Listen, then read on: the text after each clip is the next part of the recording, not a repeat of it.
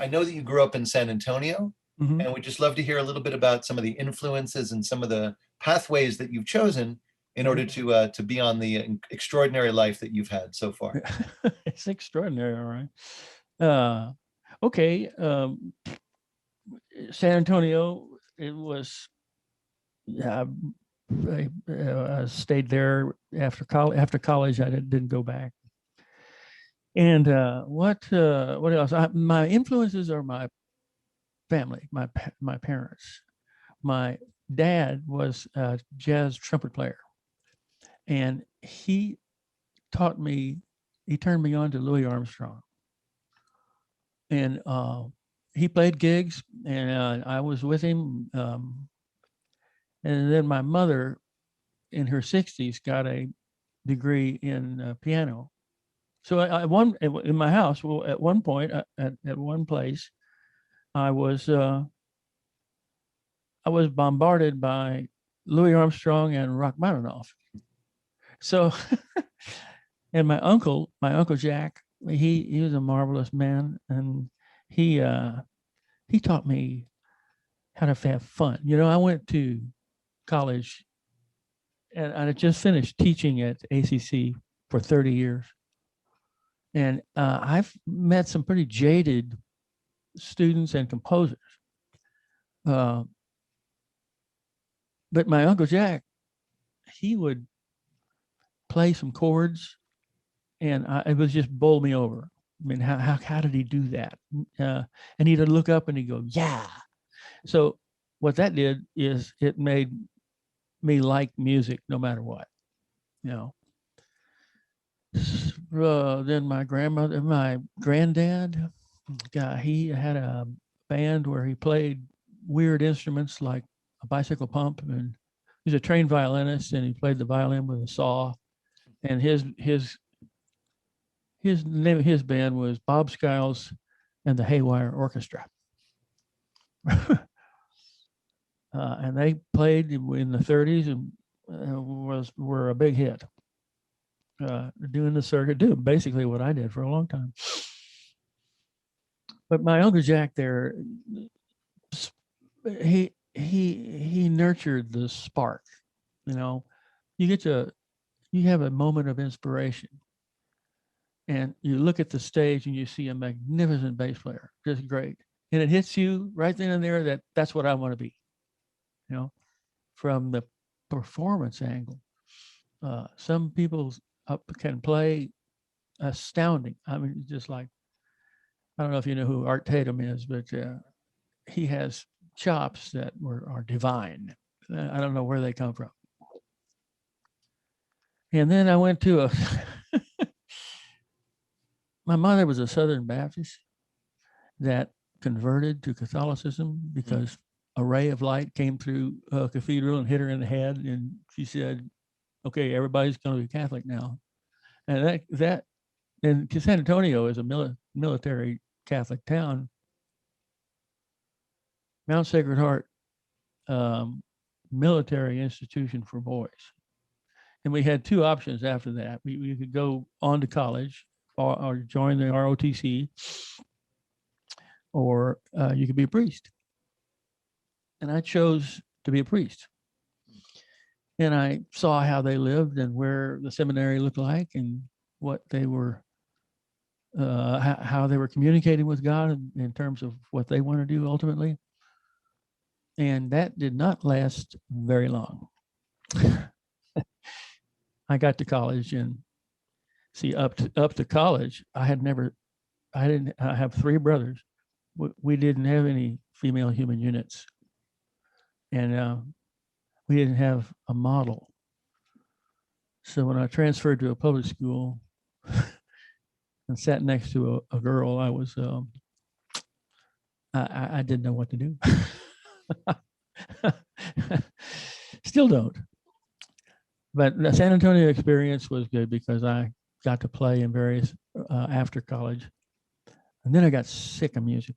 Well, I was the music director at Horseshoe Bay, a resort here, and I was the pianist. And the OPEC shut the oil off, and but they didn't cancel my contract. So here I was playing in an empty room with a bartender who liked one song only, "Girl from Ipanema," and he would trade wine for listening to that song. And I don't know. I looked at myself and I said, "Is this what it? This is the end?" You know, I got 3 degrees in music, and I'm playing a girl from Ipanema, completely stoned, or rather drunk. And I just realized that God told me that through experience, God had said, "Time to jump onto a new path," which I did. Other influences are listening to masters like Art Tatum and Miles Davis, and just magnificent improvisers. And it's in improvisation, I think, where jazz lies. Robert, I think that's all amazing, and I want to hear. There's so much more I can ask you. I want to ask you though something about family legacy. I know that your father, and this may be a tangent, but I think it's interesting. Your father was called Dude, and Right. you were called Dude. I know True. others have referred to you as Dude. How'd that happen? Well, my grandmother called my dad Dooley, and it evolved in the family there to Dude. And I was Dad was Big Dude, and I was Little Dude. But the more important thing was that that evolved, and then that's who I am now. I mean, that dude stuck. And depending on what, of course, environment I'm in, if I'm in college, I'm Professor Robert. You know, if I'm at the Elephant Room, a jazz club, I'm Dude. And I'm nameless, really. Well, it's kind of like improvisation, right? Just kind It of is. ineffable in the moment. Yeah. And I've been working on poems and haikus about jazz. I'm going to read one to you, okay? Yeah, amazing, great. Um, Jazz is making a bad note sound like it was all part of the plan, you know? And I'm not real good at that. I mean, I have played some huge clams that were irredeemable, but I got through it. Jazz is that river that you you can only step into once. Jazz is letting go, let jazz. Um, Jazz is a Ouija board. Jazz is a Ouija board. The puck moves on its own. That's jazz.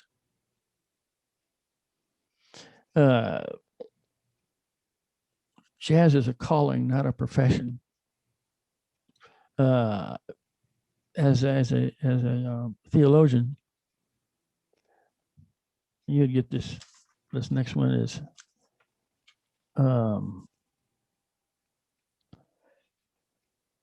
jazz is dualism resolved, or dualism. Yeah, jazz is dualism dissolved. You know, there's no separation in jazz, and you're in a zone, and it's almost like a Zen thing. It's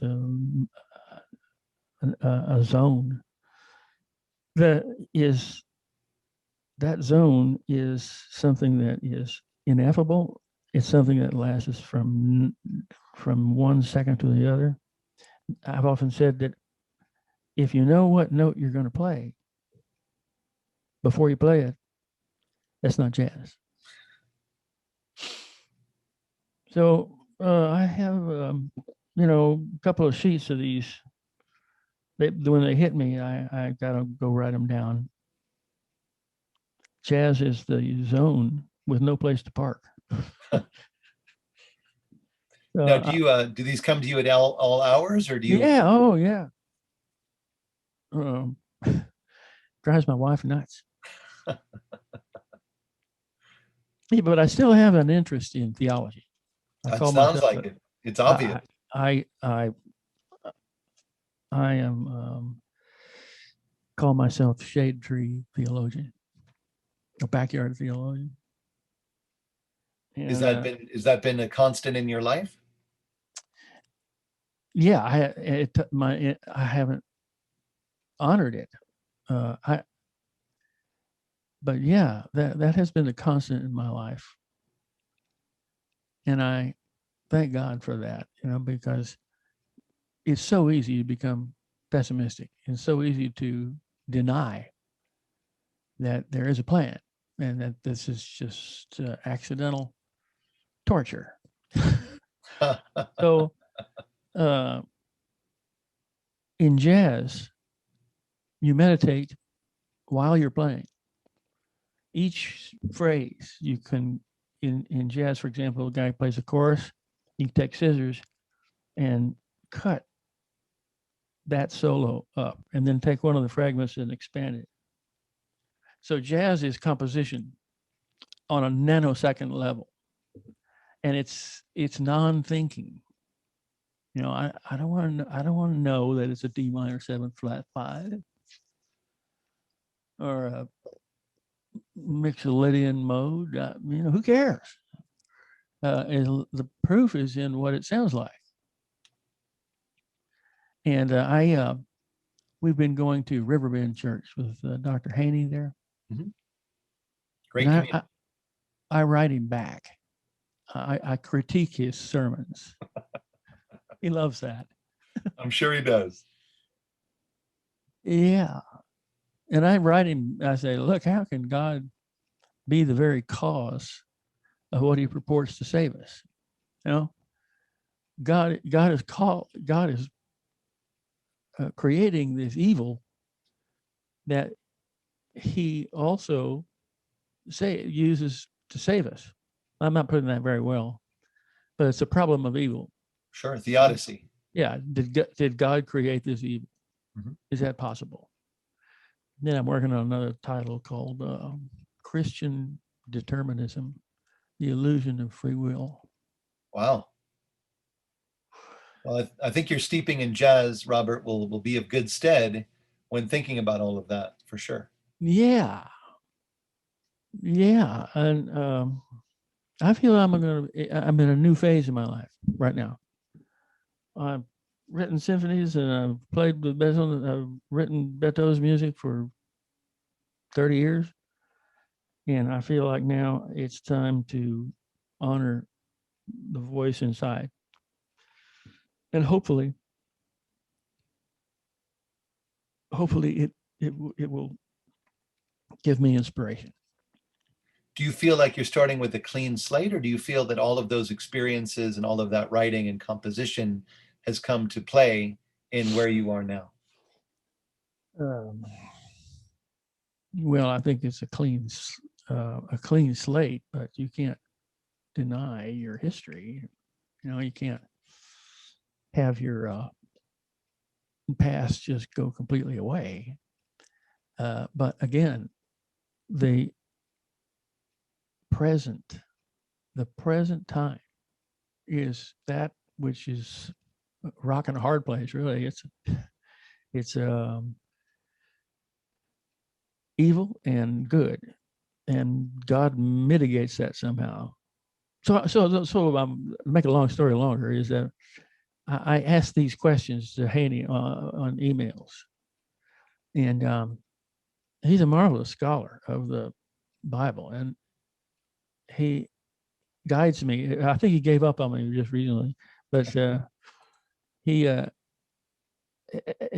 he knows me now, and when he after his sermon, if it's particularly deep, then he'll get a letter from me and explaining what I think his contradictions are. And I'm sure I get on his nerves, but he's a great guy. and he, speaks Greek and Hebrew and all that. That doesn't mean anything. It's love. It's the power of love, and that's in the immediate. And you can't wait for that to come, or you can't uh, dismiss it as the past. So, tell me, what am I doing with while still composing? I don't know. I would like to have a clean slate, but I have education, and I've made a lot of people happy dancing to Beto and the Fairlanes, starting from 1978. Thousands of people would just get up and dance. And I really feel proud of that. It caused some domestic problems. My son and my daughter were raised in a environment where I wasn't there all the time, and that hurts. My boy got out of high school and went to the army, was deployed. But these things are these things are just personal, and I'm composing so that these intimate things can be shared. That makes a lot of sense to me. Oh, good. There's your story reminds me a little bit of the biblical figure Moses, who Yeah. who was very involved in creating holy community, but in his own family was a little bit distant and caused friction with his wife Zipporah and his two sons as well. Yeah. Uh-huh. And so I think your point, I think, is a really profound one about, and something I struggle with, and any clergyman and musician would struggle with too, which is how do you give your time to your community or your fans or your public, and how do you have time for the people in your intimate relationships as well? And there's no great balance there. No, no, no. But music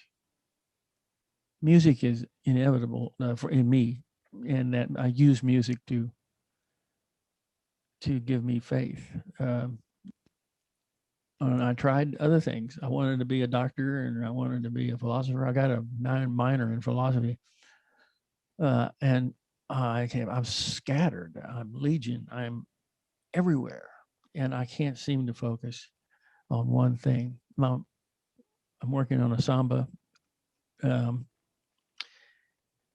I'm working on a string quartet, and it's called the Albion. And my second wife and I checked into this hotel, the Albion, in Mendocino, California, to write music. So we get a little cabin, and every 90 seconds, a Coast Guard buoy horn would sound.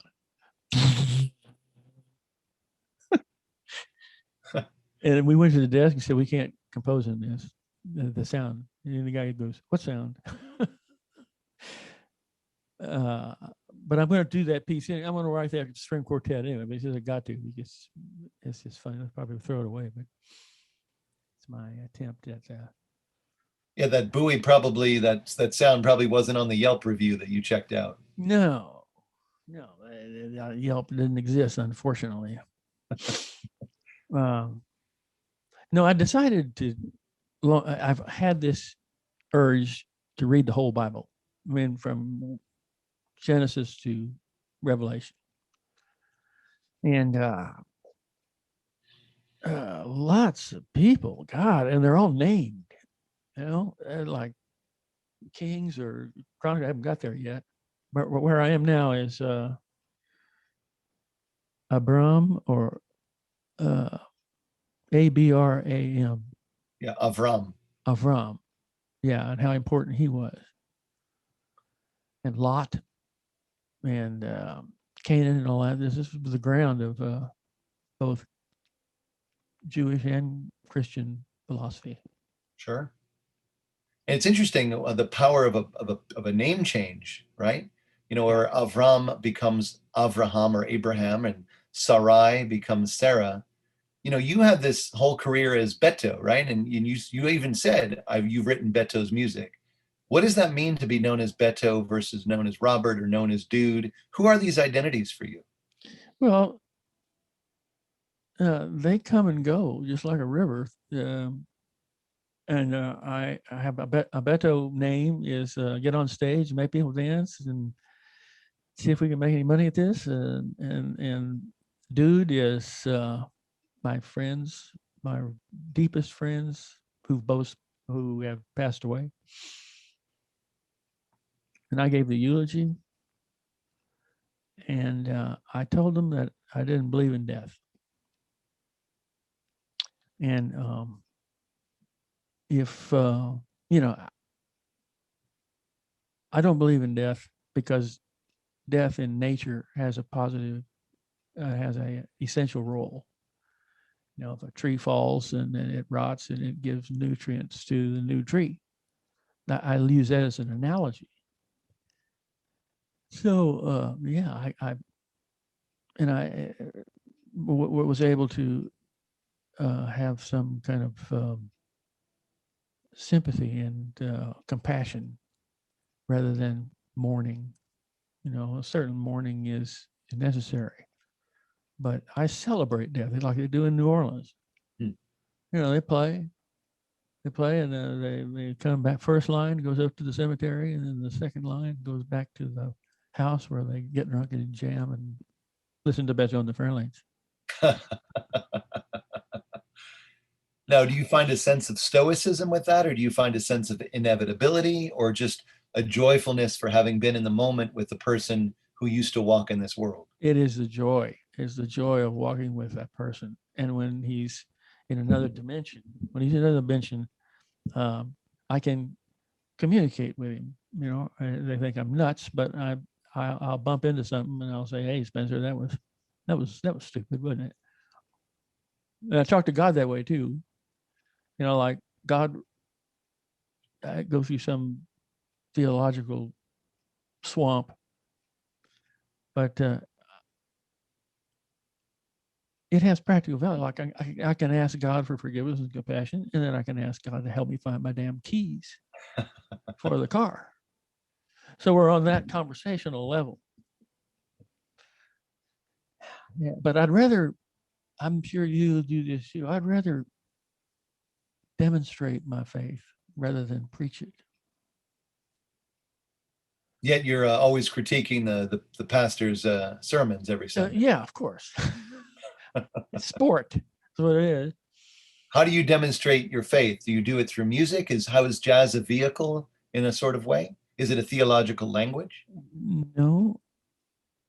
Um, what was that question? How do I How what? do you demonstrate your faith? Oh, I demonstrate my faith by keeping my mouth shut. That's one of the wisest things I've heard in a long time.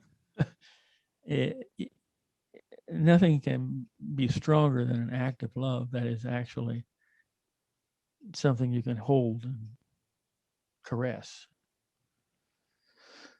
But you know, here comes a pandemic now, and here comes political confusion. Or now, who brought that on us? You know, so it's easy to personalize God and say, "Okay, God, thanks a whole lot." You know, what's the deal? I don't do that. I'd rather just provide for my family and provide a refuge, an altar, a refuge of where one can communicate with God. You know, that's one of the things I like about the Catholic faith is that Jesus and his mother and everybody live in that building. They live in that building. So, Robert, where do you come up with your ideas for your music? Titles, just crazy titles. What's one? There's a song called San Flea Samba. And when the Beto and the symphony went down to Mexico, and I went down to the beach, and it was full of idyllic, except for there was millions of sand fleas that bite. A complete bust, but it inspired me to write the Sand Flea Samba.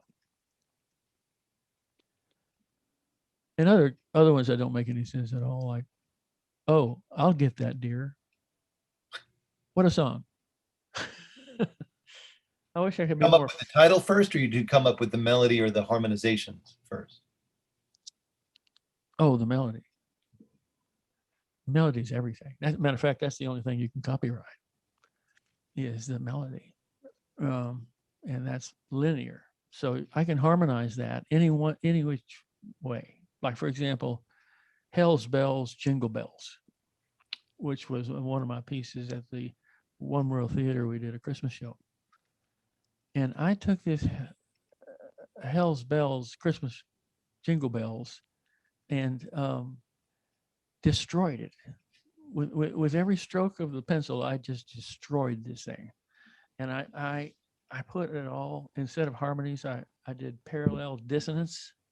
You know, it's like you have two car horns going at the same time. Mm-hmm. And I included as many Christmas songs as I could. And some people think it's great, and other people want to get up and wait till the next song, you know. Or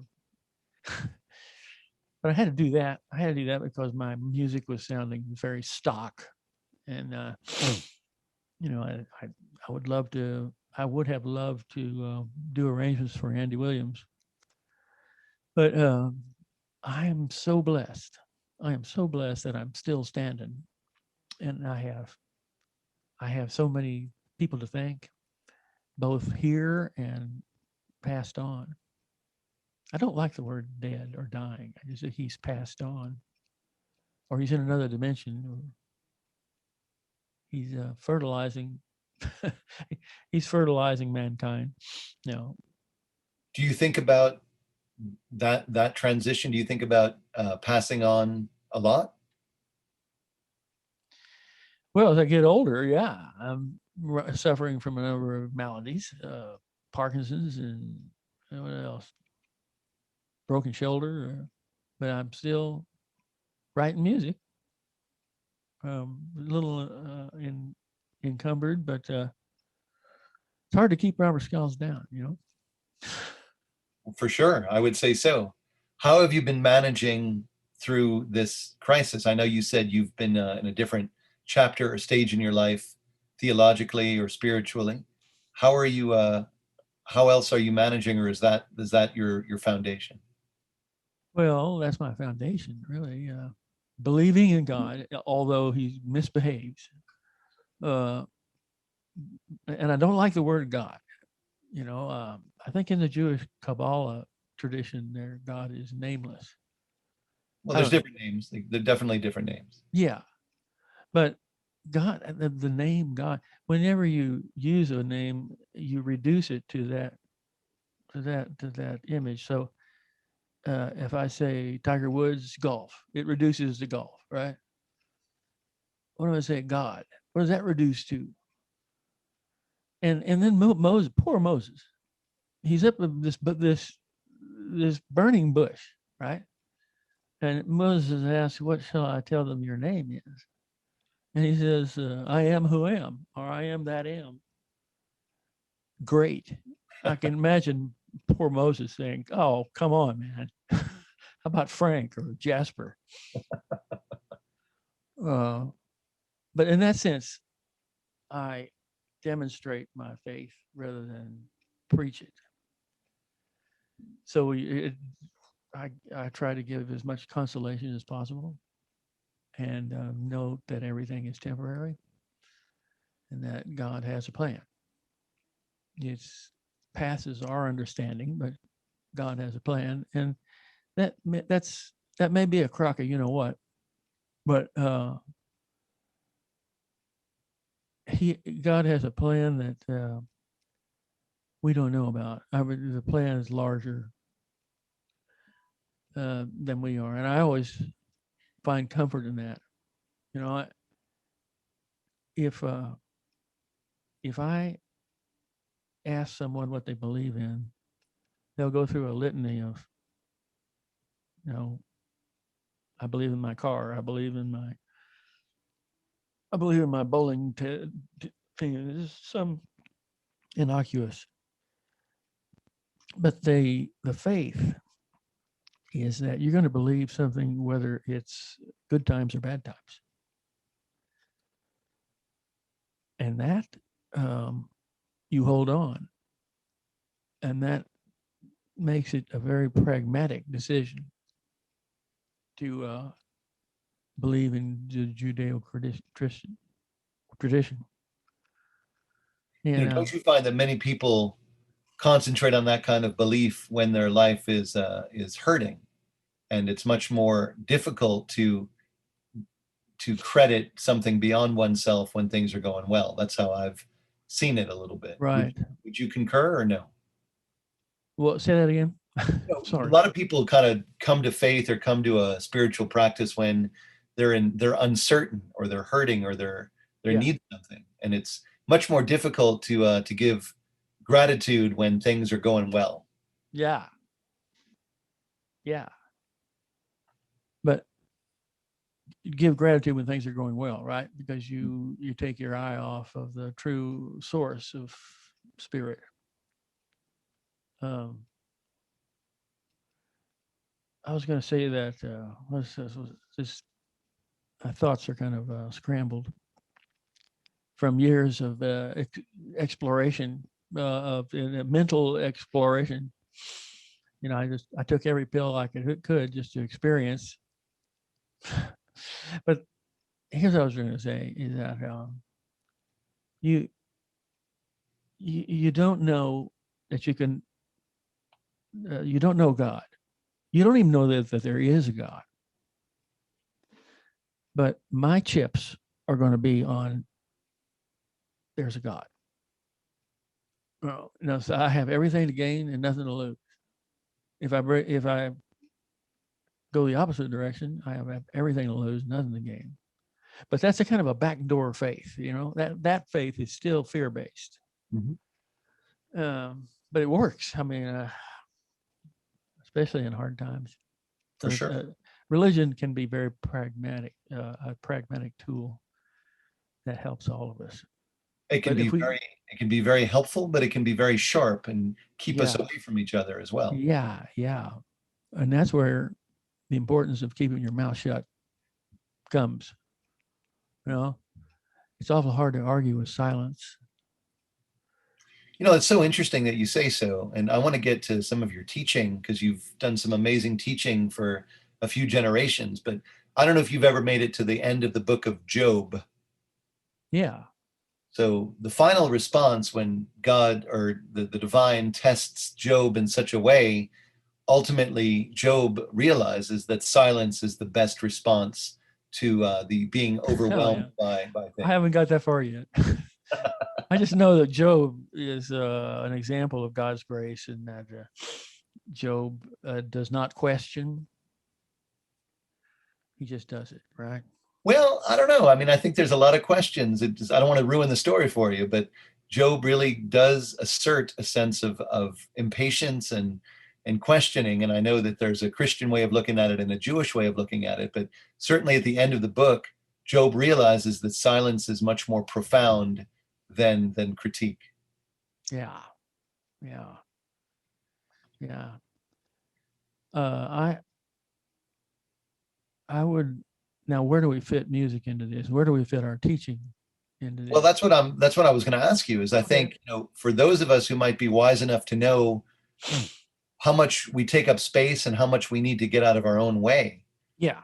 what is the desire, what is the spark, if you will, of teaching, of lighting up another student or lighting up a Right. classroom Right. in a way to give I, them that sense of ineffable and that yeah. sense of feeling?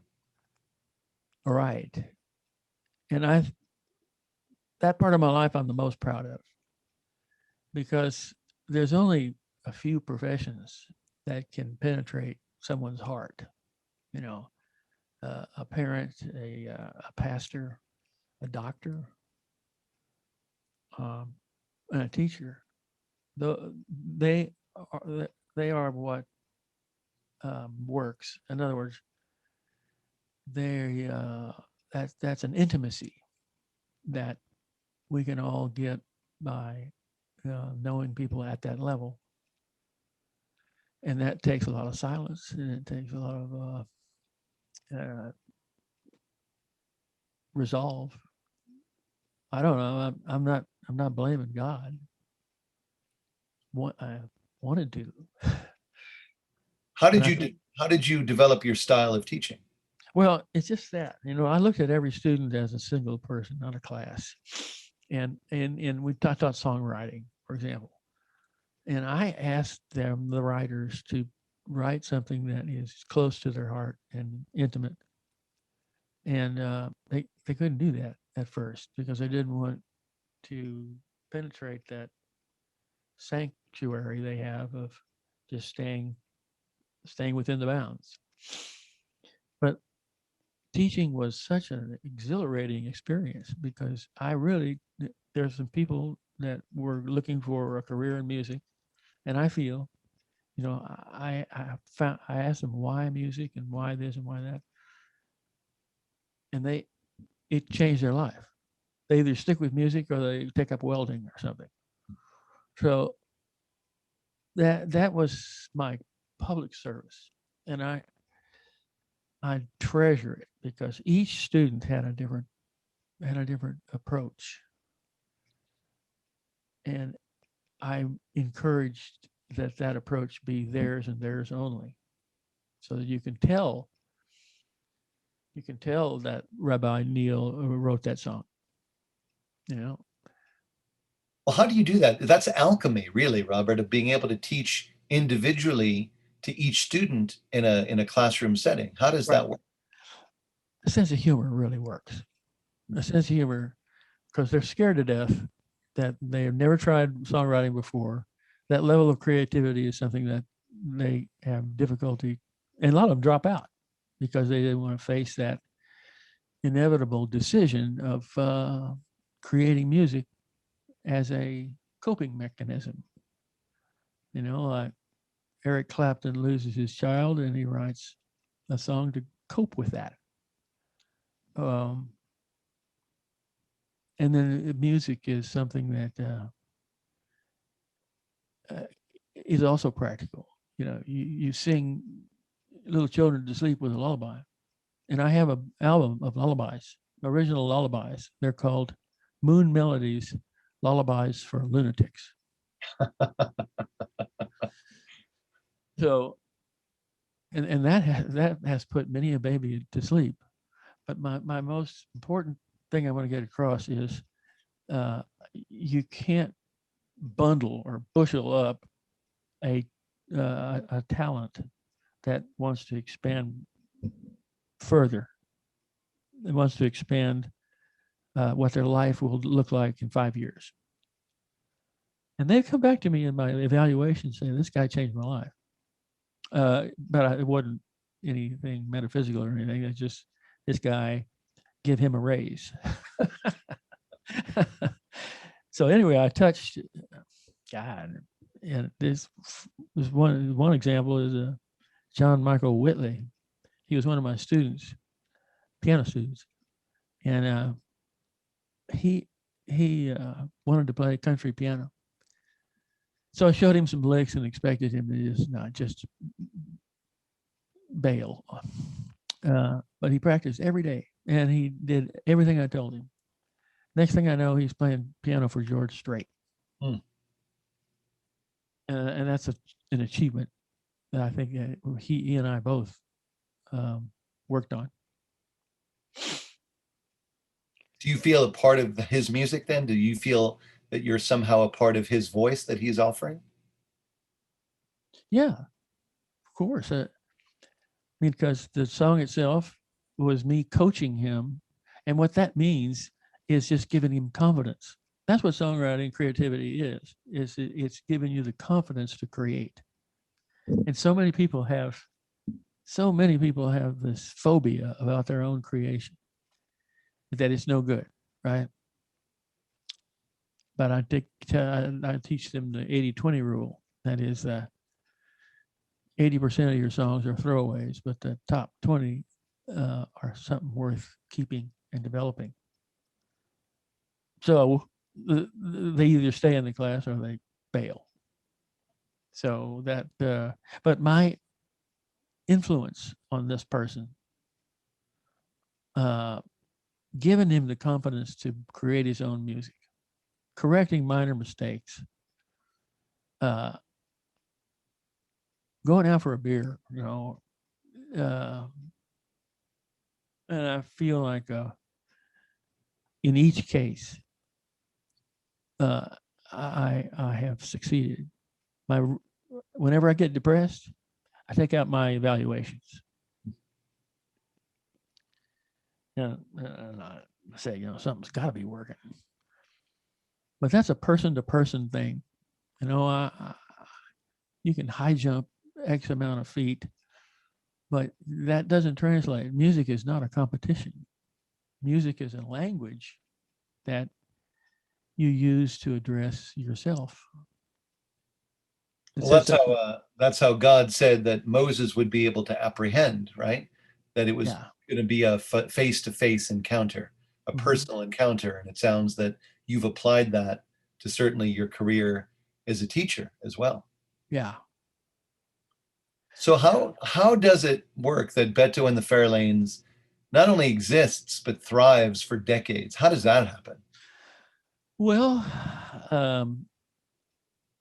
rhythm, getting the various styles of rhythm, like the merengue and the cumbia and the samba. And then my dad, he played trumpet for Benny Goodman, and he would have beautiful influences on me. The important thing, though, is that I want to turn these people on to something that I think they would really enjoy.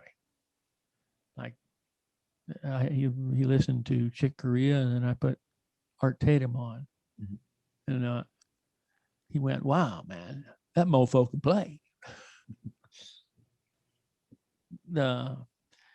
But now I'm adrift. I'm telling you, I have I got these projects but I just don't have a lot of energy to devote to them because they're too many. And that's what I need to do is pick one thing and finish it. I think that's a good idea. Yeah. What music right now is giving you strength or giving you resilience or grounding? Reviewing, going back to the first song I ever wrote. I'm a pack rat, so I don't throw anything away.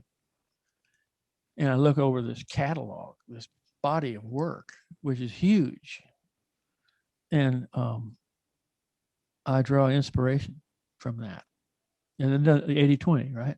80% of it is garbage. And the 20 is I really had a vision. That was visionary. And it gives me a great deal of pride that I was able to change someone's whole life. And that's quite a responsibility, because I've had students just lose it entirely, just break down, and like the veterans. I wanted to put a songwriting class together for just veterans. They seem to have a lot of negativity to get over. How many people are you interviewing? I'm interviewing the ones who are in the Hall of Fame for the Austin Jazz Society. So there's roughly 11. 11. Mm-hmm. Wow. There are many more who obviously have been inducted, but are no longer able to be interviewed in this world. Right. Well, they are, but you're not going to hear an answer back. Well, I have to switch my frequency. Exactly. Exactly. Yeah. Yeah. The teaching has been the most enjoyable, but the performing, Houston and Dallas and Santa Fe and New York, these aren't places we hit regularly, but the playing what gives me pride about the playing is just the sheer number of people that got off their ass and started dancing. Mm. And our band does not have a guitar player, and it doesn't have a vocalist. I make animal sounds, like monkeys and bonobos, which tends to add a bit of energy to the music. But the arrangements and a lot of people are just, a lot of musicians are deadbeats, in my opinion. They are so serious. They're so serious about their music that they've lost that sense of humor, the thing that Uncle Jack taught me. Mm-hmm. But yeah, Auditorium Shores opening up with Sleep at the Wheel. And there are 10,000 people out there. And all of them started dancing. And that to me was a real sense of accomplishment. And of course, there's been some gigs that have not been nice. We were misbooked in Corpus, and we were booked into a biker bar, and no amount of blues or rhythm music got these people up. Matter of fact, they brought their motorcycles into the club, and finally the club owner comes up and says, "Look, if you guys don't start playing blues, I cannot guarantee your personal safety." Wow. So it's up and down, I'm working. I'd like to work with Mike Mordecai, who's been with me for that long, because he has his own stories. The memoirs of Beto and the Fairlanes is priceless. That's got to sell in the tens. And So are those written or are those yet to be written? We're collecting the past, what happened to Henry Gonzalez. He's no longer with us. He was our tech person, and each of them have a story. We played a gig in Wichita Falls, not known for their Latin jazz, and it was a jalapeno eating contest. Hmm. And the Wichita Falls people got up to around 9. Henry put close to 20 in his mouth, and he won the prize. But for the rest of the tour, he was in agony because it's hard to get down. For sure. Now, But when you have all of these amazing recollections and stories and memoirs, what brought you to Austin and why did you stay here and what does Austin mean to you? Well, like I finished my master's degree and then got discouraged with music entirely, and then moved. I bought 133 acres in Crosses, Arkansas, and I was going to go back to the land, and I tried to be a farmer, and that didn't work. And I had all my friends here, and they were putting together a jazz album with some of my compositions, and that was called 47 Times Its Own Weight. And that brought me back to Austin. There was not a music scene in Crosses, Arkansas. There was a filling station and a tire repair place, and a McDonald's, something like that. But it taught me, we had to bring up water from the well in a bucket, and we didn't have any toilet, and we installed these things eventually. But I'd had it, and there's snakes and spiders and mosquitoes and ticks, and thank you, but no. So that sent waves of nostalgia to go back to Austin, and play with these people. And I played with them for about a year, and then people are not dancing. They are intellectuals. They wear Birkenstocks. and they drank water in the club. It wasn't happening. There wasn't the gap. There was a big gap there between what these people wanted and what we were given. And no, literally no money at all. Not anything to speak of. So we had so many things that were could be part of a memoir. But I'd rather keep writing music and recollect. That's why I'm going to ask Mike to help me put the book together. But I want to emphasize the divinity of music because it's another language, and Beto and the Fairlanes doesn't have a vocalist, as I mentioned. And then for a jazz band, I was very fortunate that I came back to Austin, got sick, got frustrated with 47 times his weight, and started to play Beto stuff. I'd gone to North Texas and learned jazz music, formal jazz music. And I studied a little bit in Grenoble, France, and came back and got a master's here. But that didn't mean anything. Doesn't mean anything at all. There was some guy in my songwriting class, some 19-year-old, will just knock you over. It's like, where have you been? And the reason why he hasn't been recognized is he doesn't have the gumption to go out there and market his music. And I'm terrible at that too. My marketing skills are just about zero. But I was so glad to come back to Austin. We lived in a little commune, and I don't know, just that's what 1970, not 1979, something like that. My wife would have loved to stay in Arkansas with the wildlife. But all of these are inspirations for titles of songs. All the women, girlfriends, all the good friends in the band that have Tony Campisi, for example. He was part of the family.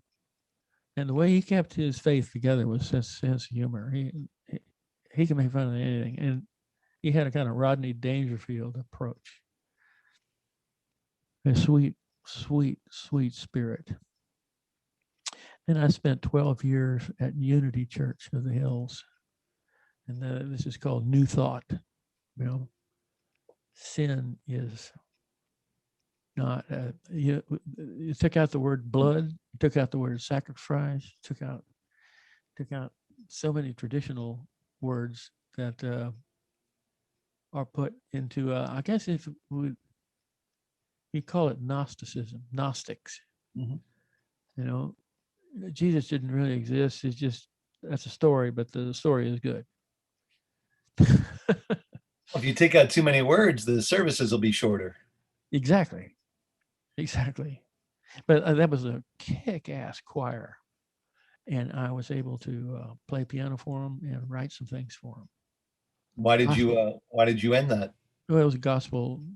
Well, because anybody that knows me and has played with me before will tell you this. And that is, I think jazz is in the moment. And I'm playing along and improvising in the immediacy of the here and now. And then I'll lose track of what song we're playing.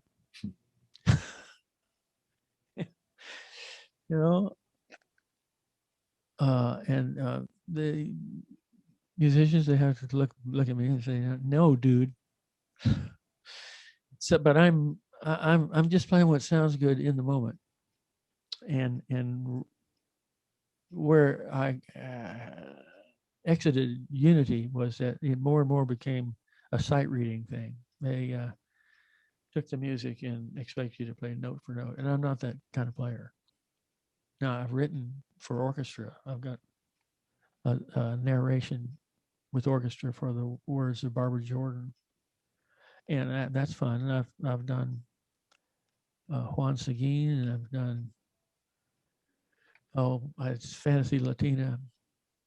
There are various things. I'm babbling, but hopefully you get an idea of what I can do. Now, Robert, how do you take the lessons and the skill set of improvisation, the majesty of improvisation, and apply it to your life? How do I take that and apply it to my life?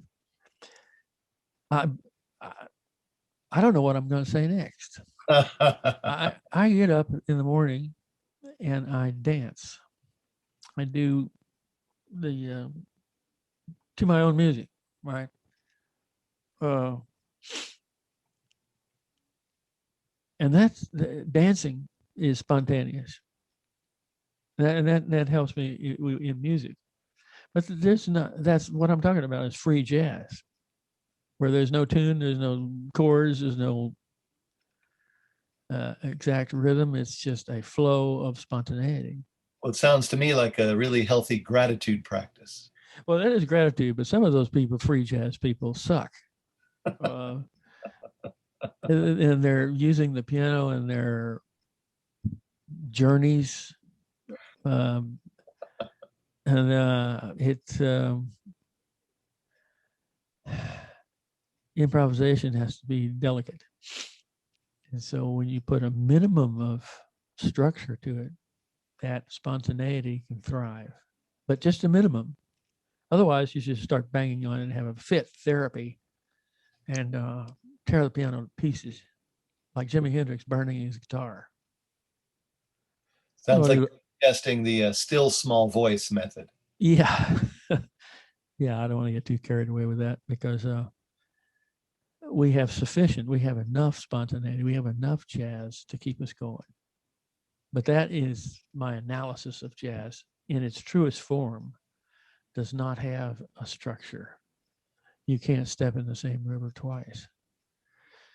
So there's that, and rather than play, I would rather write something that like the Jingle Bells thing, that morphing into something extremely beautiful and extremely hideous, and it just shakes it up a little bit, you know. Well, it's the mystical idea of the unity of opposites, which exists. Yeah, paradox. Hmm. The That's what unity. you were saying before about jazz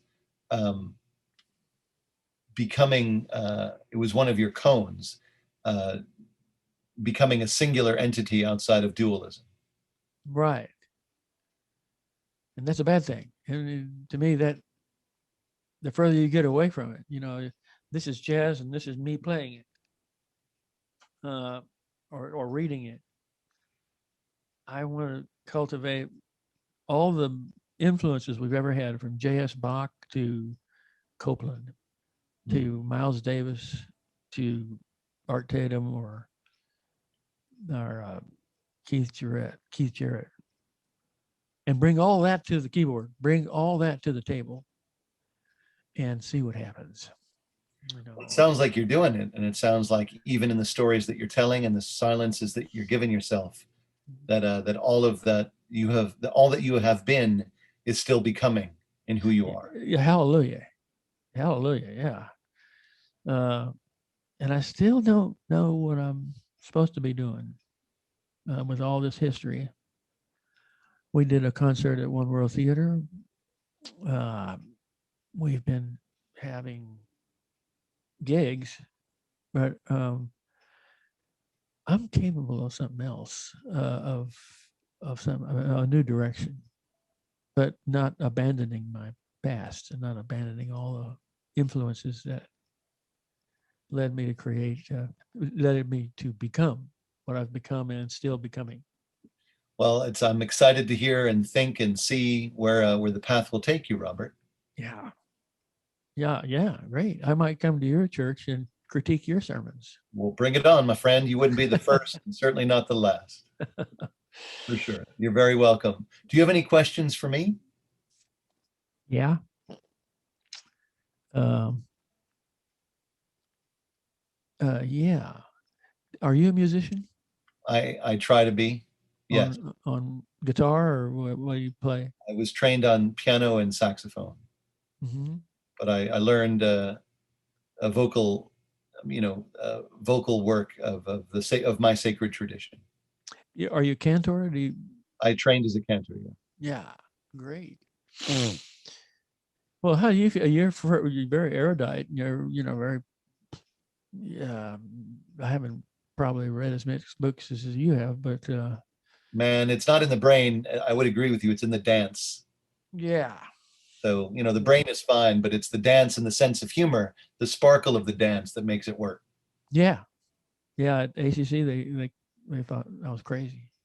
I don't think so at all. I think it, Dancing, because their success is not what I want to pursue. well, So I'm going to go back and listen to Bud Powell's Dance of the Infidels in your honor, my friend. really. Yeah. What's in my honor? The Dance of the Infidels? Yeah, Bud Powell and his Dance of the Infidels. Oh yeah, I'm going to go check that out because I think there's something in there that you've lifted up for me in this moment. right. And that's the joy of teaching. It's not I know this and you don't know it. It's a dialogue, and I mean it's a give and take. It's like a conversation, and that's where education should be, a conversation. That's what Aristotle did with his peripatetic, walking around. He didn't Mm. want to sit in a class. I don't particularly agree with Aristotle, but the important thing is that we reached a communication here. We uh, have a respect for each other's grasp of the infinite, and we both have a future that we believe to become salvation. Well, from your lips to God's ears, and God willing, helping each other stay healthy and inspired for sure. Yeah, great, great. Well, I've enjoyed this. Well, Robert, I really appreciate your perspectives and your wisdom and your Okay. care. And thanks for taking the chance with me, my friend. Did you say hair? I did not for you, Hair. not for me. Oh, okay. I said care. Oh, good. Good. 'Cause I have precious little care up here. Well, man, you're ahead of me on that one too. Okay. Well, great. Thanks a whole lot, Neil. I've really got a lot out of this.